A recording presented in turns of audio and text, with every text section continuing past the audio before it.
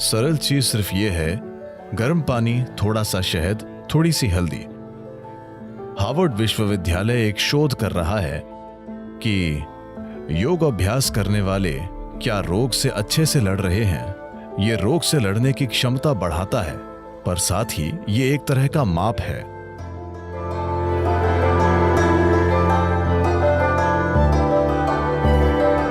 तो वे लोग जो एक जादू की छड़ी की तलाश में हैं, जो वायरस की स्थिति से बाहर निकालेगी। There is no magic wand. कोई जादू की छड़ी नहीं है। बहुत ही ईमानदार, जिम्मेदार कदम उठाने पड़ेंगे जब लॉकडाउन हट जाएगा।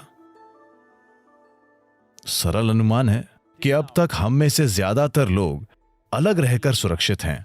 अब जब हमें बाहर निकलना होगा तभी असली चुनौती शुरू होती है। तभी इसका महत्व होगा कि हम कितने जिम्मेदार और समझदार हैं। लॉकडाउन खत्म होने पर जब आर्थिक प्रक्रिया शुरू होगी तो सबसे अच्छी बात आप ये कर सकते हैं, अपने सिस्टम में रोगों से लड़ने की क्षमता बढ़ाना। हम आपको एक प्रोटोकॉल दे सकते हैं कि इसे कैसे किया जाए।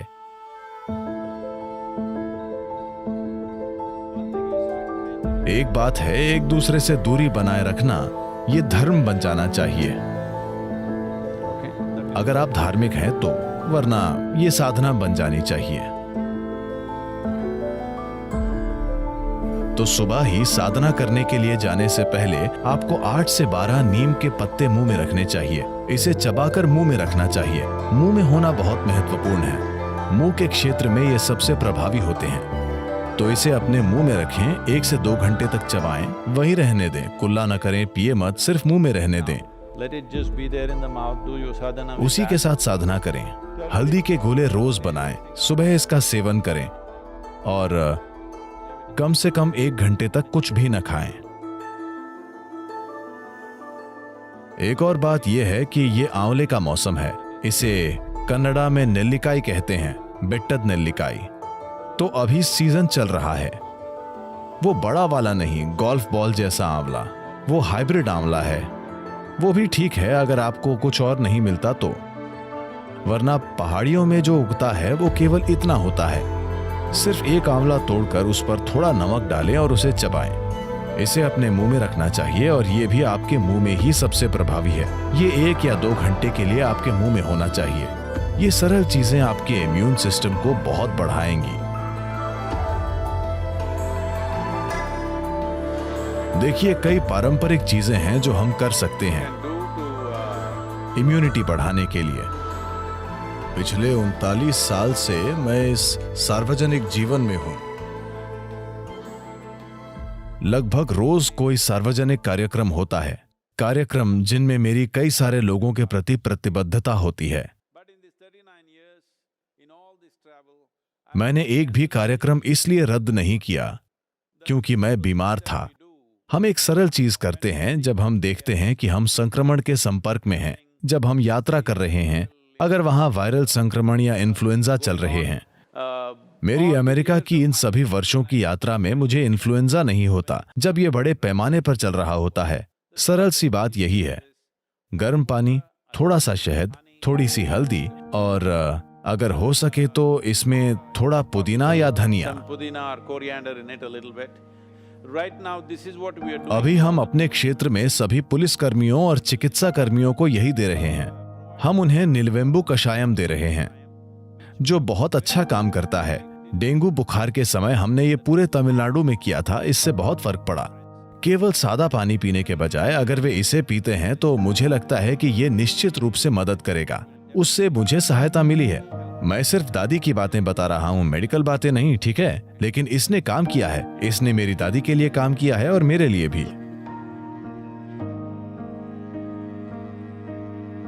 एकमात्र तरीका हमारे इम्यून सिस्टम को बढ़ाना है। एकमात्र तरीका जिम्मेदार सामाजिक व्यवहार करना है। यही आगे का रास्ता है और कम से कम 1 या 2 वर्षों के लिए ये एक नई दुनिया है। ये एक अलग दुनिया होगी उससे जिसमें हम रहते आए हैं। अभी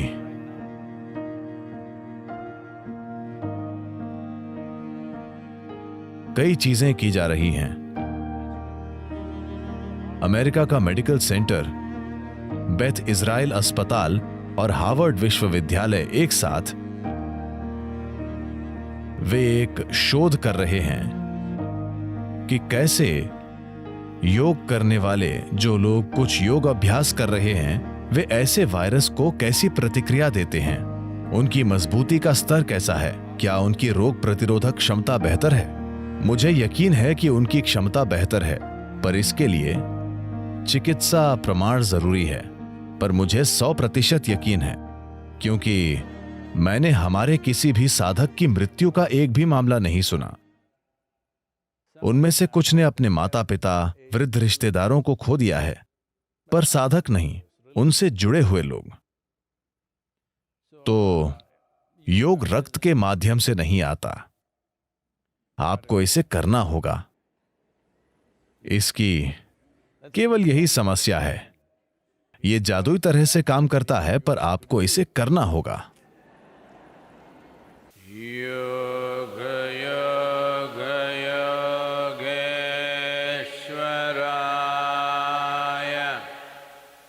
भूत भूत भूतेश्वराय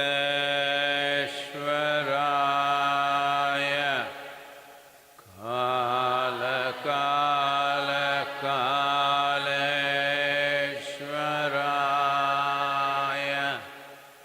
शिव शिव सर्वेश्वराय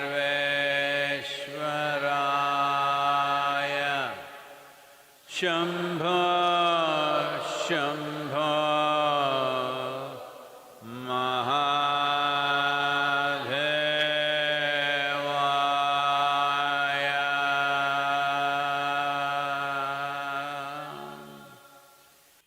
तो हम इस सरल मंत्र का उच्चारण करेंगे। आपको समझना चाहिए जिसे हम मंत्र कह रहे हैं वो बस ध्वनियों की एक विशेष ज्यामिति है।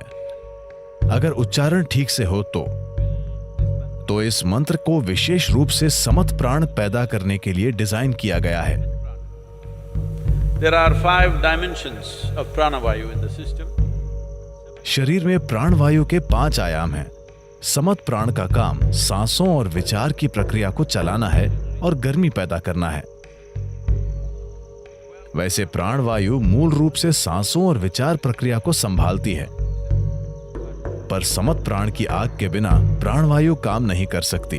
तो किसी भी प्रकार की क्रिया प्राणायाम करने से पहले कुछ गर्मी पैदा की जाती है, क्योंकि ऊष्मा पैदा किए बिना दूसरे आयाम वाकई सक्रिय नहीं हो सकते। तो एक चीज ऊष्मा पैदा करना है, क्योंकि यह आपकी इम्यूनिटी को भी बढ़ाएगा। यह न सोचो कि अब मैं क्रिया कर रहा हूं तो मैं गैर जिम्मेदार होकर बाहर जा सकता हूं। नहीं, मैंने कभी नहीं कहा कि आपकी क्रिया या मंत्र कोरोना का समाधान है। यह नहीं है, यह सिस्टम को मजबूत करता है। खैर, इम्यूनिटी का निर्माण रातों रात नहीं होगा, यह हमें पता होना चाहिए। मैं कहूंगा 4 से 8 सप्ताह में व्यक्ति के इम्यून सिस्टम में महत्वपूर्ण सुधार दिख सकता है। तो मंत्र का यह पैकेज और ईशा क्रिया आपके सिस्टम में संतुलन लाएगी। आइए इसका उपयोग अपनी भलाई के लिए करें।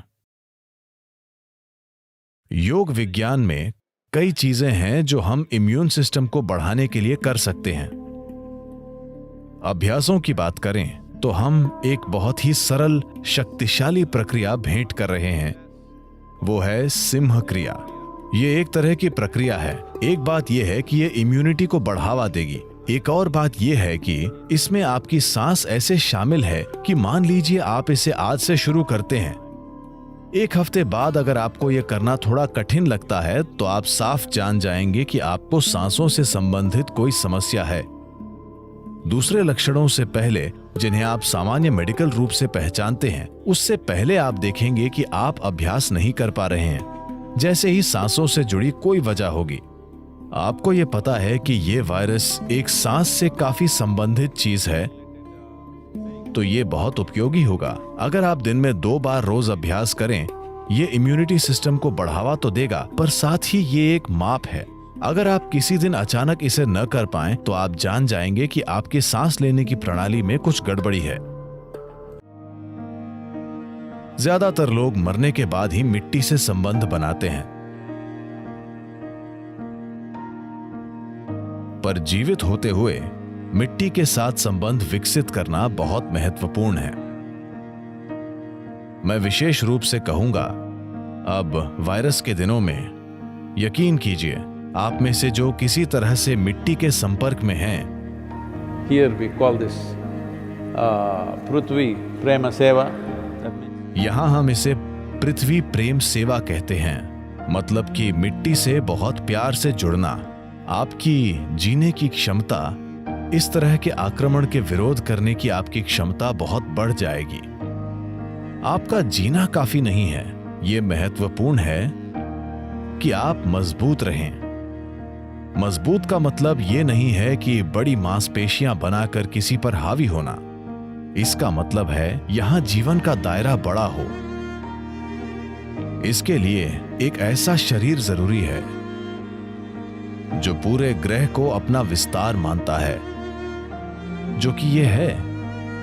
तो ये बहुत महत्वपूर्ण है कि आप ये करें। आप सभी जो यहाँ ईशा योग केंद्र में हैं, हम आपके लिए कुछ प्रक्रियाएं निर्धारित करेंगे ताकि आप सभी 3 दिन में कम से कम एक बार अपने हाथों और पैरों को मिट्टी में लगाएं। बहुत महत्वपूर्ण है। और आप जहां भी हैं, अगर आपके पास एक छोटा सा बगीचा है, या आप वॉलंटियर कर सकते हैं कि आप किसी और के बगीचे में काम करेंगे। मेरा विश्वास कीजिए, हाँ, उन्हें मुफ्त का मजदूर मिलेगा, लेकिन ये मत सोचिए कि उन्हें ज्यादा मिल रहा है। आपको कहीं ज्यादा मिल रहा है, क्योंकि आपका मिट्टी से जुड़ा होना एक जबरदस्त अंतर पैदा करेगा आपके भौतिक शरीर से काम करने के तरीके में। अपने हाथों को मिट्टी में डालिए, ये बहुत जरूरी है। वरना आप में से जो लोग कुछ ज्यादा ही अमीर हैं और आप नहीं चाहते कि कोई आपको काम करते देखे, क्योंकि ये आपकी संपन्नता के लिए एक गलत छवि बन सकता है, आप मट बात ले सकते हैं। हाँ, वो भी एक तरीका है। ये आपके लिए जादुई होगा। अगर आप ये प्रोटोकॉल बनाए रखते हैं तो बहुत आसानी से अपनी इम्यूनिटी को बढ़ा सकते हैं, क्योंकि आखिरकार आपके पास यही एकमात्र तरीका है।